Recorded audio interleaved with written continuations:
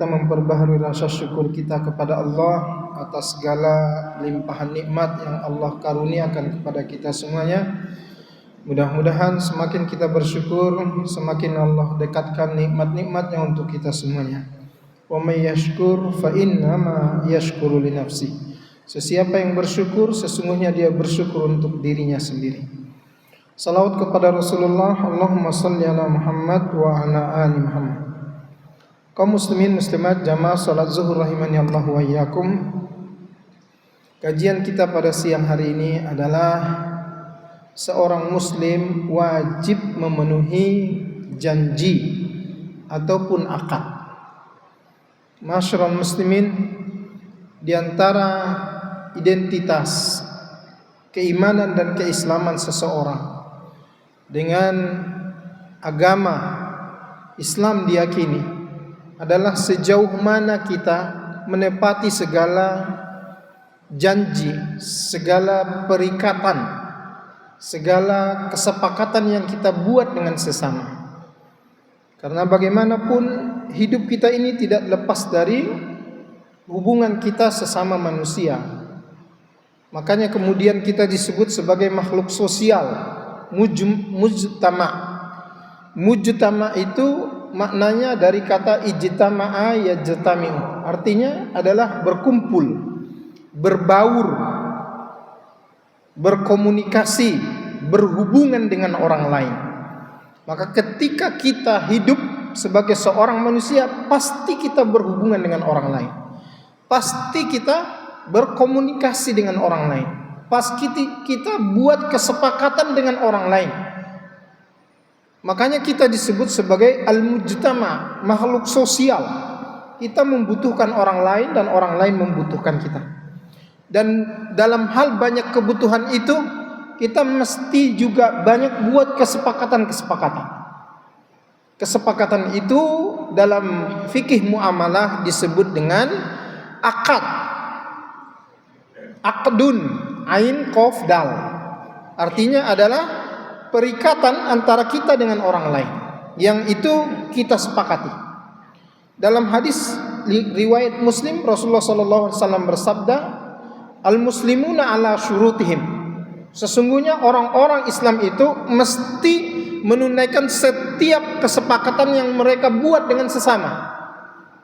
Wajib hukumnya memenuhi kesepakatan dan perikatan, akad. Illa syartan harrama halalan au ahalla haraman. Kecuali satu perikatan atau akad yang disepakati mengharamkan sesuatu yang halal ataupun sebaliknya menghalalkan sesuatu yang haram. Nah, inilah kategori yang mesti kita jaga dalam hidup kita. Masyarul muslimin, dalam transaksi hari-hari kita sebagai pedagang tidak terlepas dari yang namanya akad. Karena hakikatnya jual beli mesti di atas akad. Dan akad itu punya rukun dan syarat.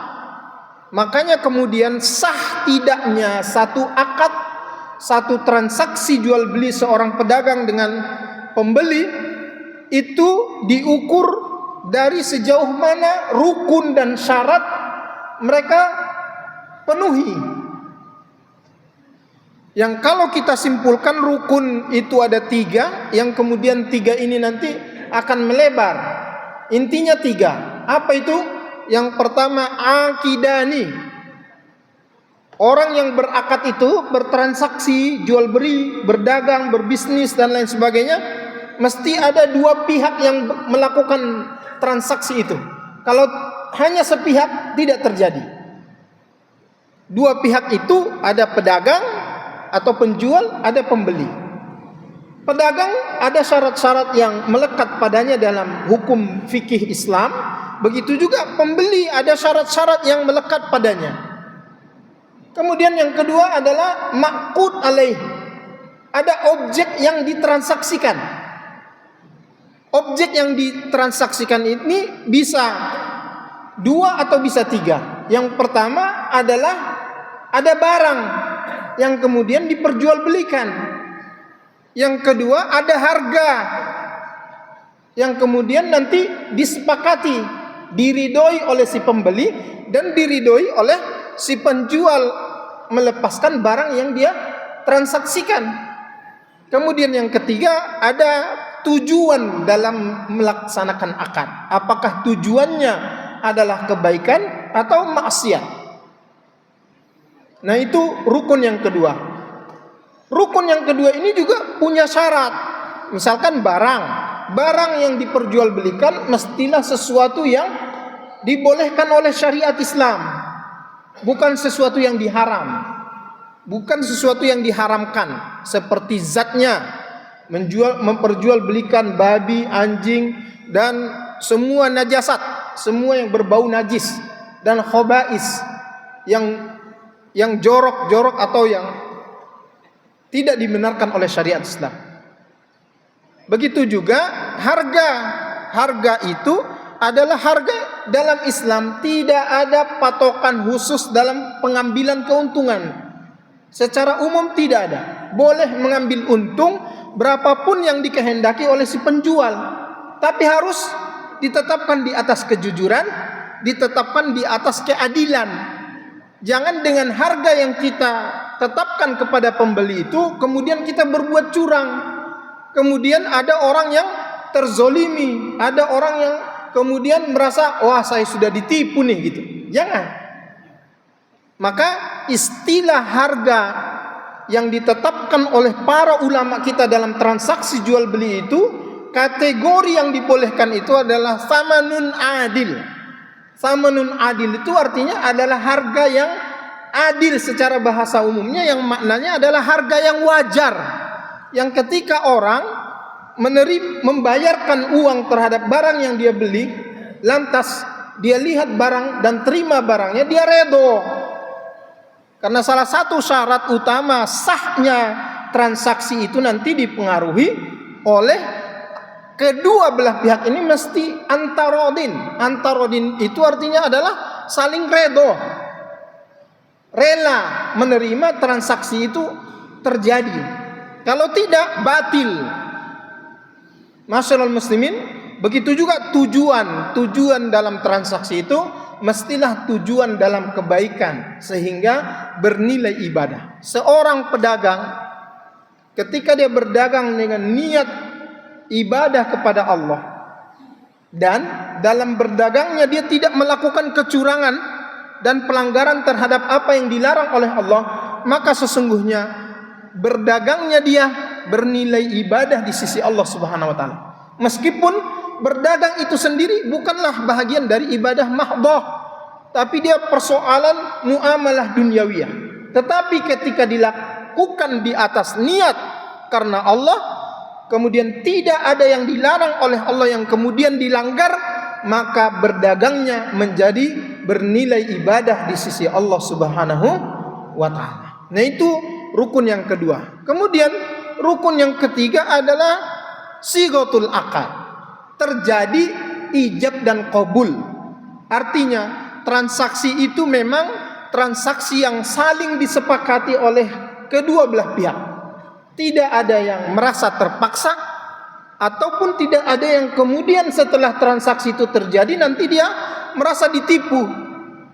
Nah, ini harus dijaga supaya transaksi akad jual beli kita itu kemudian menjadi bahagian dari jalan ibadah kita kepada Allah Subhanahu wa taala. Al-muslimuna ala syurutihim.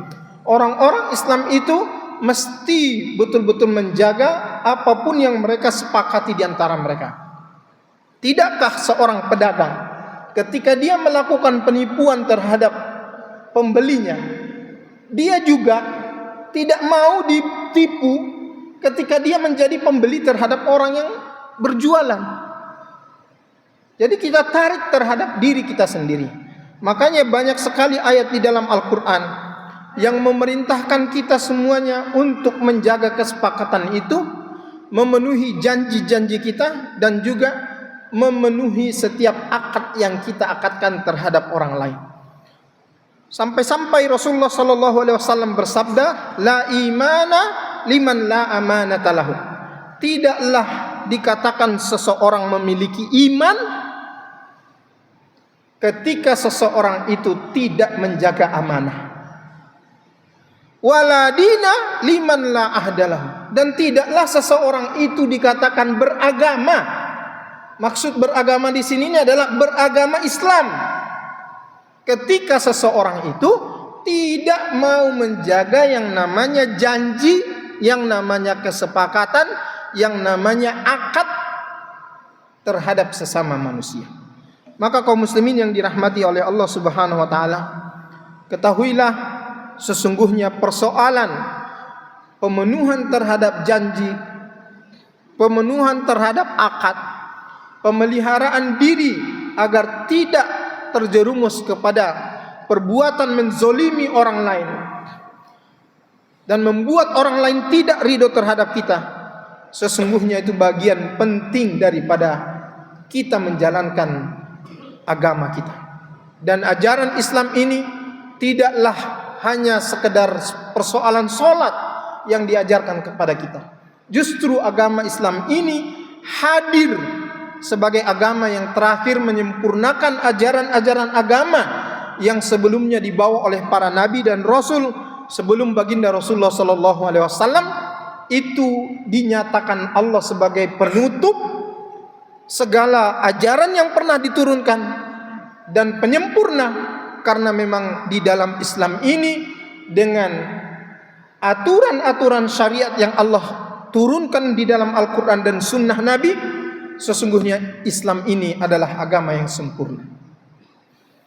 Inna dina indallahil Islam.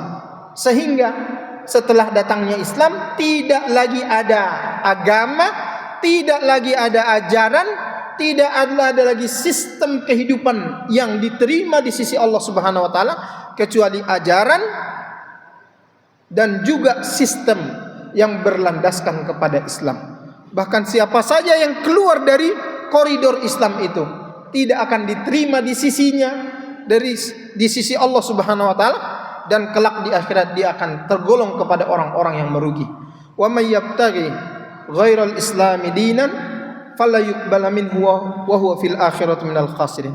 Sesiapa saja yang mencari sistem hidupnya, sistem berdagangnya, sistem berpolitiknya, sistem berumah tangganya di luar daripada sistem Islam, di luar daripada ajaran Islam yang mengajarkannya untuk menegakkan ajaran itu dalam berdagang, berpolitik, bermasyarakat, dan dalam semua aspek kehidupan, maka tidak akan diterima darinya di sisi Allah Subhanahu wa taala, dan kelak dia tergolong kepada orang-orang yang merugi. Maka berbahagialah dengan Islam, karena dengan Islam ini kita akan dapat meraih kebaikan dunia kita dan juga keselamatan di akhirat kelak. Subhanakallahumma bihamdika asyhadu an la ilaha illa anta astaghfiruka wa atubu ilaik. Wassalamualaikum warahmatullahi wabarakatuh.